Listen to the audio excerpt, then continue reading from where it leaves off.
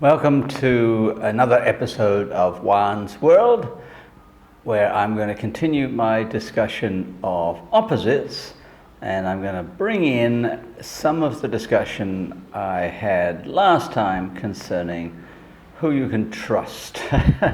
Well, and I said you can't trust me. Well, and that is perfectly true. You shouldn't trust me. But why I'm doing this piece on opposites in general has to do with the fact that opposites have been very, very important in certain branches of anthropology, including branches that I have published in. And so I'm interested to know, what foundation do those thinkers in anthropology have for believing that opposites are crucial and that mediating between opposites is crucial? You will remember that I talked in a past episode about the liminal, about taking something like boy and man, and there being some spot in between the two that wasn't quite boy and that wasn't quite man, and that one of the ways you can solve that sort of fuzzy area is to have a ritual, a puberty ritual. And you say, okay, after this puberty ritual, you are no longer a boy, you are now a man. And that the Jewish bar mitzvah ceremony, again, the vocabulary is a little bit complicated because bar mitzvah technically is the person. Bar mitzvah means the son of the law, so that when you go through the ceremony, you become a bar mitzvah, but it's been adapted to mean the ceremony itself. Anyway, the bar mitzvah is the ceremony that turns a boy into a man, so that you have a rigid boundary point as opposed to a sort of sloppy point where you're not quite sure whether the person is a boy, not quite sure whether he's a man. So like in other Western societies, people can end up being boys until they're 35 or 40. And that there's no real ritual, possibly graduation from high school in the United States, or getting a driver's license. You know, there are some that you can think of as rites of passage, but not really culturally determined. Anyway, in anthropology, particularly the work of Victor Turner, Arnold van Gennep, and Claude Levi-Strauss, have argued for the vital importance in all humanity of binary opposites, and the need not only to establish them, but to also find a way to mediate between the two poles of the opposition. And following my guidelines last time of who do you trust, I'm going to ask, well, are they correct? Are opposites universal? And is the mediation of opposites universal? And in order to do that, I've had to break down the concept of opposite and opposition, as I did somewhat in the last episode with the Oxford English Dictionary definition. But I'm going to provide a better set of definitions that I think will work for us. And this is exactly where I've been writing recently. So let's get into the meat of it.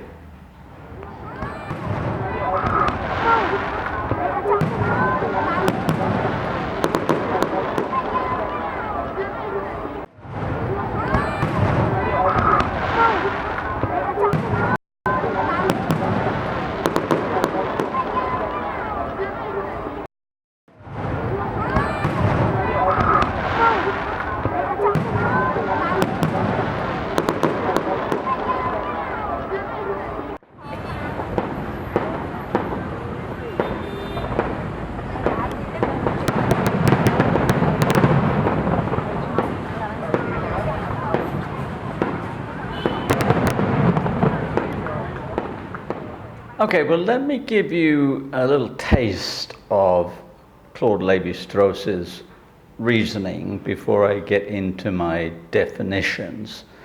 because it's a good idea to give you an idea of why I'm obsessed with oppositions. Now, Levi-Strauss got his idea of oppositions from linguistic analysis, particularly the work of Roman Jakobson. And he translated what was essentially phonology in linguistics, that are distinguishing binary opposites in sounds in order to build the toolkit of sounds of a language. Jakobson was interested in sounds. Levi-Strauss got interested in ideas, the opposites in ideas that were crucial to the development of culture. And the most important opposition for him by far was the opposition between culture and nature. And what he essentially asked was, why do people distinguish between the things that humans make and the things that other animals or plants make? So, for example, why is an apartment building artificial, an artifact, whereas a beehive or a termite colony is natural? The answer he came up with, fairly simple answer, is that humans are neurotic about the fact that they are part of nature, that they are animals, that they're mammals, they're vertebrates, that they are part of the animal kingdom, part of the natural world, and they don't want to think of themselves that way, and so they create environments that are clearly human-made to distinguish between their world that they have made and the natural world, and so that you have culture, that which is produced by humans, and nature, that which is produced in a natural, non-human way. So the human world, for example, has right angles in the buildings, whereas trees don't have right angles. That everything that humans do is not just for convenience, but also for an ideological sense that I feel comfortable because I have manufactured this. This is my cultural space, not my natural space. All right, it gets all certainly very complicated. Levi-Strauss did not write short books. He wrote very long books. And I'm going to get into culture versus nature at some point. But for now, I just want to talk about the basic concept of a binary opposition. Now, binary means two, right? So binary opposition means two things that are opposite one another. And there are many, many of them, and we can list them as odd and even in mathematics, black and white, us and them. Another very important one in cultural anthropology. Who exactly do we define as us, and who do we define as them? Not us. So one of the ways that I think about opposition is in terms of negation.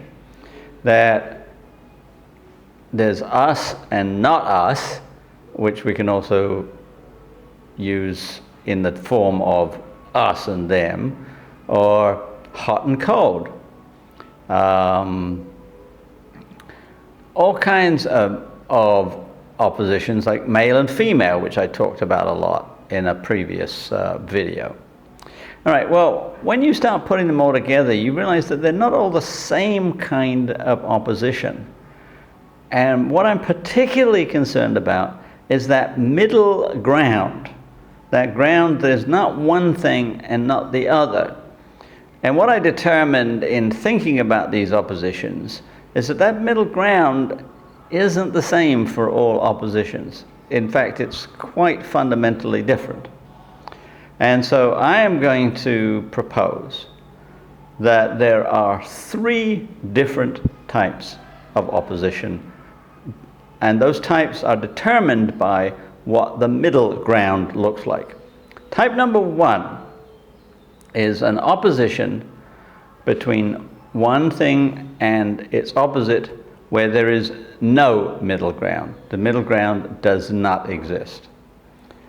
The second kind of opposition is an opposition between two ends of a continuum, so that you can say this is one end and this is the opposite end, and there's virtually infinite possibilities in the middle.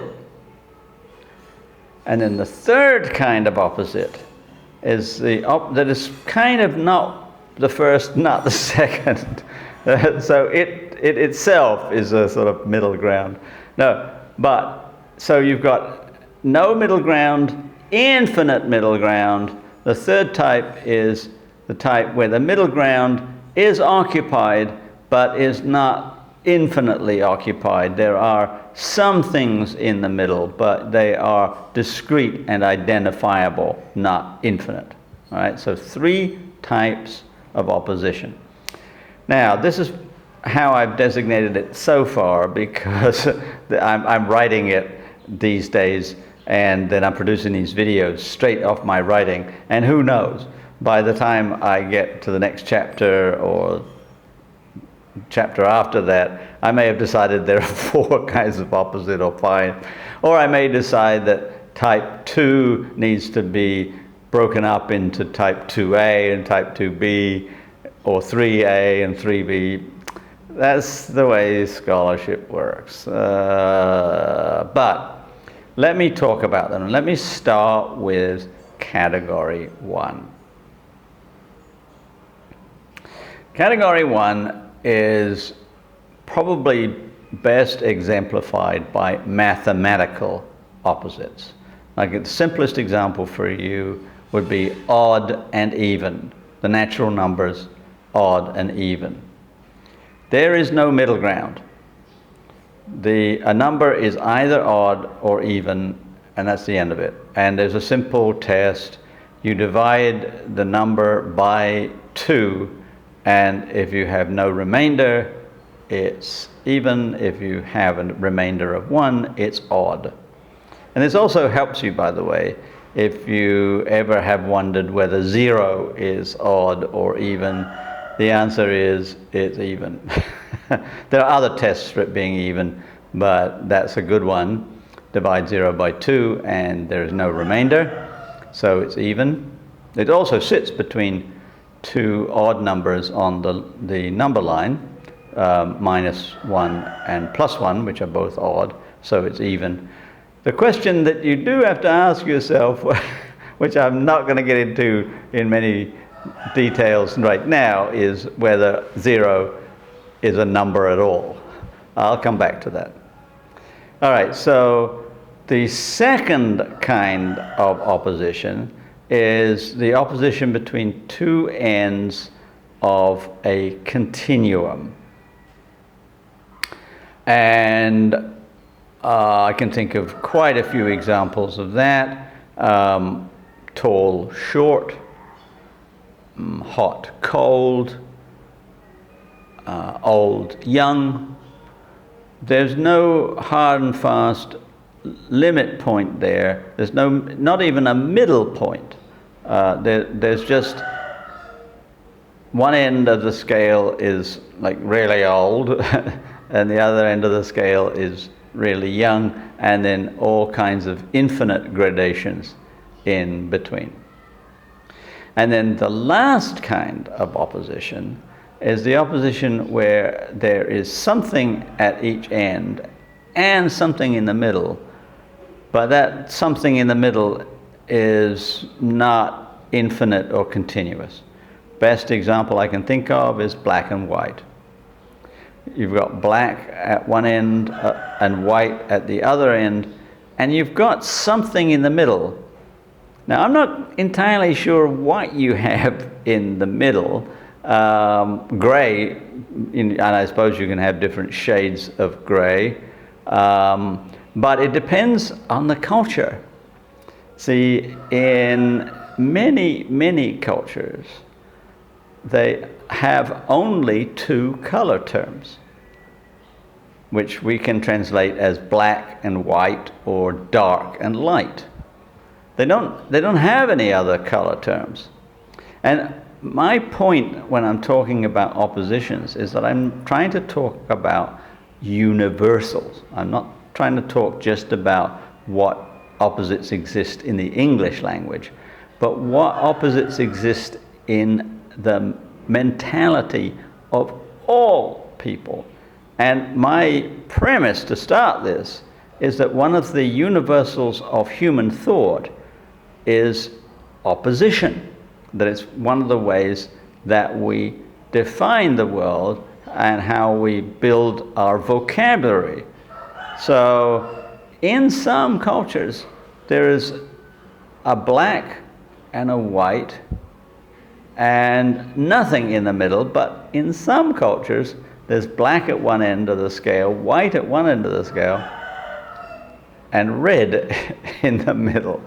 So I'll talk about all of that a lot later. You can probably think of other forms in that third category, and I will get to it eventually. But let's go back and talk about the first category with no middle, and then I'll get going from there.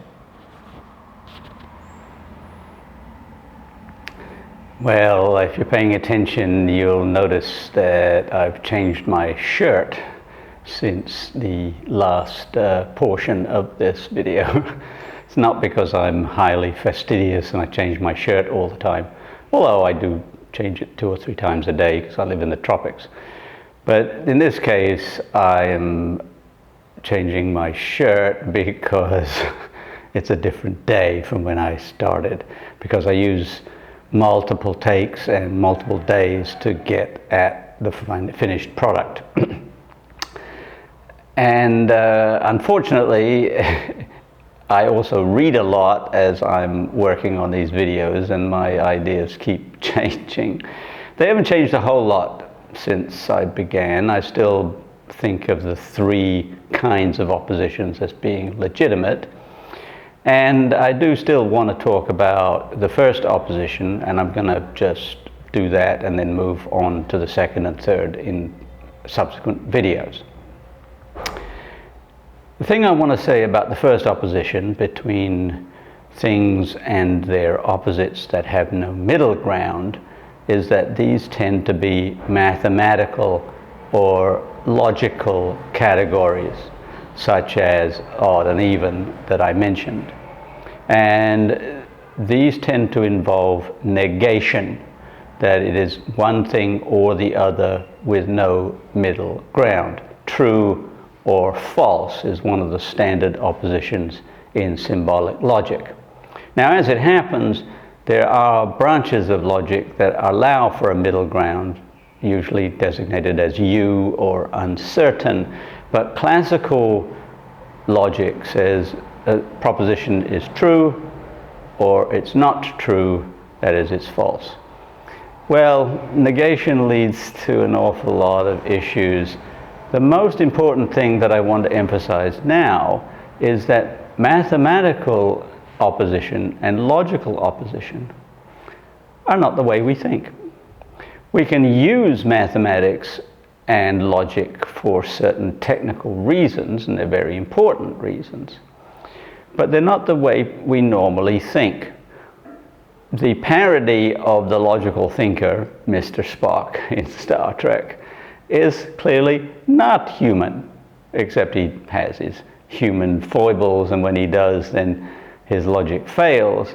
But we don't think in those terms. We don't think in mathematical terms or in logical terms. We think in the sloppy categories, that is 2 and 3, with infinite middle or some kind of middle, because that's the way our brains work. That's the way our culture works.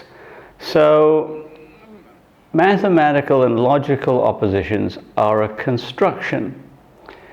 What I want to be careful about is not thinking that opposites like mathematical and logical opposites are the normal state of affairs for humans. They are not.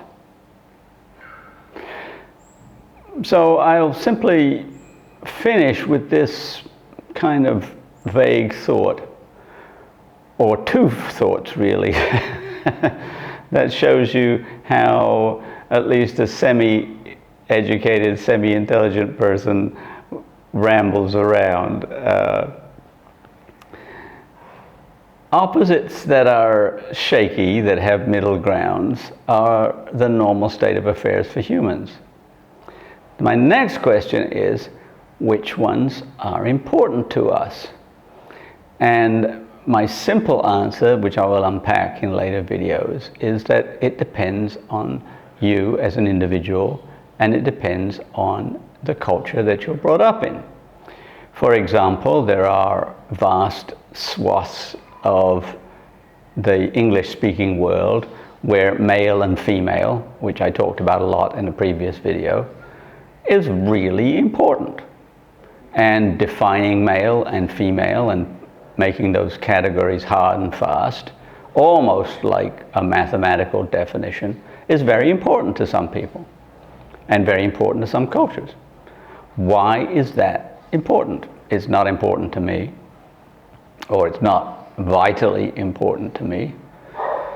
Tall and short used to be important to me. I now live in Southeast Asia, where it's not important at all because I'm tall here. I'm not tall in the United States, I'm not tall in England, I'm not really tall in Argentina, but I'm tall here. So it's not important to me anymore, young and old. That is an important distinction for me. As I get older, I begin to understand the benefits of being old. But again, it's not necessarily a vital opposition. So the question I'm going to leave you with, what oppositions are important to you? And the most important question, why are they important? What do they tell you about you? What do they tell you about your value system? What do they tell you about who you are? Okay, I'm going to leave it there for now. It's kind of a cliffhanger, and I'm going to ask you to like and subscribe, and I will see you next time.